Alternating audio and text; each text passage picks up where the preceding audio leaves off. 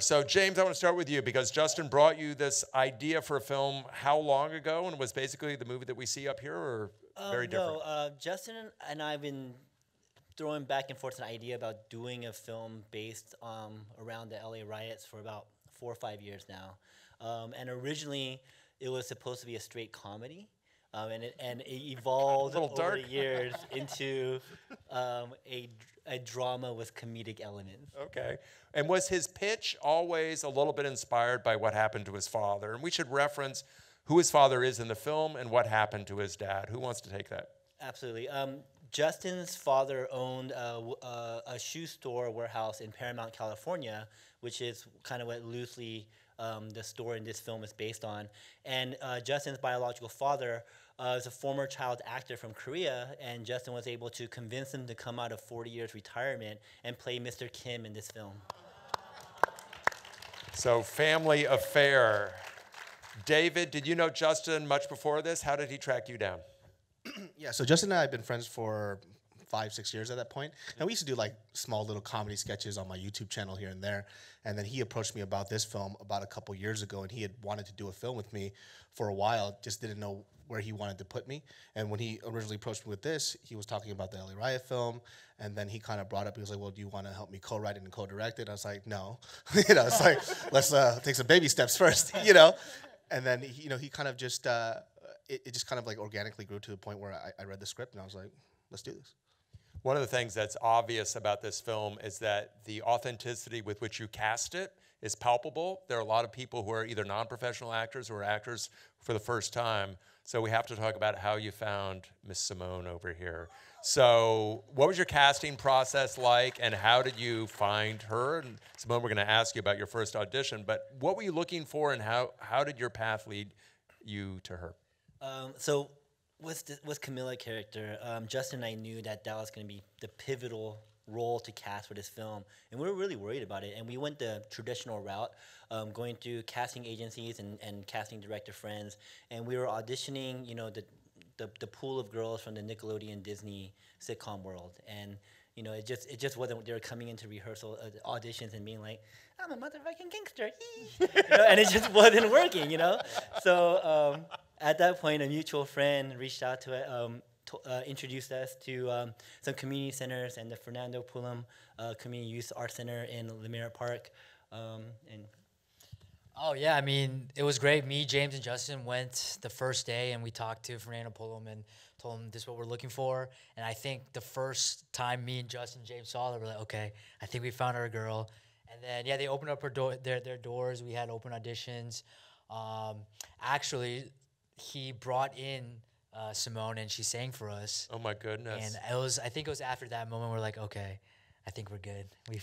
We found her. We found her Camilla. So. Simone, do you remember that first meeting and what you were doing? Were you in school? Had you been acting? What were you doing when you first met these guys?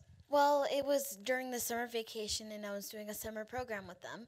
And so they came into each classes to see all the students that were working in the classes. And they said, oh, we're doing this film, and we're looking for this, and that. So I had a friend who was sitting next to me, and her friends were like, oh, you'll probably get it. You're perfect for that. And I was like, whatever. And so I wasn't really thinking about, like, oh, I'm probably going to audition for this, or, I wasn't really thinking that much about it. And then my friend over there, she was like this, oh my gosh, that's Justin Chon. And I said, who? So I've never seen Twilight, so I didn't know who he was. And so she's like this, he's hot. And I was like, what is wrong with you? And she's like this, I totally want to work on the movie with him so I can see him every day. And I was like, okay, that's nice. And so I went into the audition with them. Oh yeah, and Mr. Fernando Pullum asked me to go into a room and sing for them. I guess that went well. So Did okay? It raised hairs on the back really? of my neck. Yeah, I remember that moment still. Okay, that's good. And when I went into the audition, I just did what felt natural and felt like what was good for the character. And it was actually my birthday that day, and later that day they called me, so that was the perfect birthday present. That is the perfect birthday present. So you get the perfect birthday present, which is going to be in this movie, and then you start talking to Justin about what he's going to ask you to do in this film. What were the scenes that you found kind of the most scary beforehand, and they turn out to be the scenes that were the hardest to film as he's describing the movie to you? Probably the scenes that were most scary to me before, when I was just reading the script, was when I was supposed to when I was supposed to be like when I was supposed to die at the end. So when I was thinking, I was like, oh no, this is bad.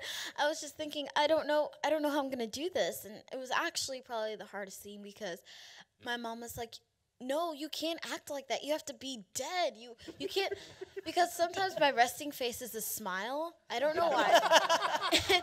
And so to me, I felt like I was smiling when I was dead. So that was kind of hard for me. So. And Mom was okay with the language. She's like, Mom, there could be some bad words in this. Like every no, my mom actually coached me with the language. So. Okay, we'll be talking to Mom afterward about that. But you can see how Simone is very, very proper and speaks Yes. very well. And I remember being on set and her standing next to her mother watching the monitor, and she's cussing up a storm during the scene. And look over at Sharon and go, "I'm so sorry, I ruined your daughter's innocence with our movie." Ante, I want to talk a little bit about the look of this film. Was it, first of all, where did you and Justin meet? And was his very first conversation is, leave your color film home because this is black and white? Yeah, I had a thesis that was shown at the LA Film Festival, and that's where Justin saw it and reached out. He liked the style, reached out to me. And then, yeah, it was his vision from the very beginning to have it black and white. I think he secretly wanted to make the film like very hard to sell, you know, with the title starring Asian Americans, and then now like in black and white. But the real reason, like, we sat down with Alex and James and we figured out like we couldn't like actually afford color, like you know, with a low budget film doing period, doing black and white, just a more pure way to have a more timeless look and to see into a story one layer of less distractions, of getting everything purely correct, and then matching like all the color temperatures, everything. So it was just more effective way to shoot. In terms of physical photography, when you are on location, are you maybe grabbing a shot that you don't quite have a permit for? How are you making sure that you're getting bang for your minimum bucks?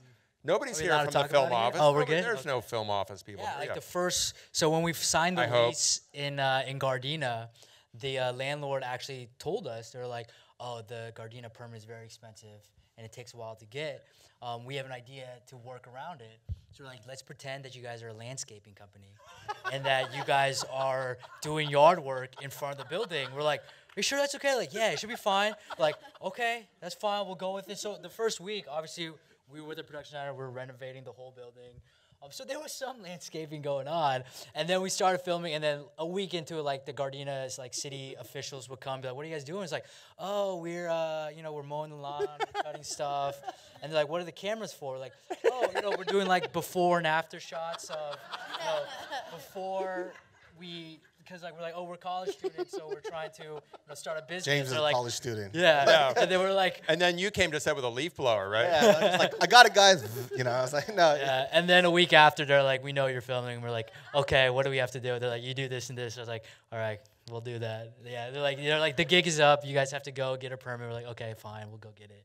David, there are so many projects that have been coming out in the last year or so and probably will continue to come out about the riots, but there are not a lot of projects that are looking at this episode in American and Los Angeles history through the lens of Korean Americans. So did you guys talk about why this was a story that not only hadn't been told, but why it needed to be told? From the very beginning, what were the conversations about why this film was important in terms of the narrative that has been constructed around the riots? I mean, well, first and foremost, like Justin already knew ahead of time, and we all knew ahead of time, there were going to be other LA riot films coming out. Right. And so with us in a low-budget film, we had to beat them to the punch, and that was actually a huge motivation for it. And a lot of the times, too, when it comes to the Korean American experience, people don't talk about it. It's actually, we're not even a part of the table to even have that conversation. Financially speaking, our businesses were destroyed. If you can look back at clips, you'll see store owners on top of buildings shooting people down because they were trying to murder them. And Korean Americans aren't even talked about it in this kind of sense. You know, like I remember as a kid too, like people were telling me the people that were protecting the stores were actually like Korean mafia members because their parents owned these stores and they were trying to protect their family, but were not even brought to the table for this conversation. And it was such a, you know, you don't really understand. And there's, you know, the Black American perspective, the white American perspective, but our perspective isn't told. And so in that kind of sense, like Justin really did want to make sure that it was put out there and people understood what was going on, not just for 2 other communities, but another one as well. Well, I know it was a hard movie to make, but I'm really glad not only that you made it, but you brought it and shared it with us.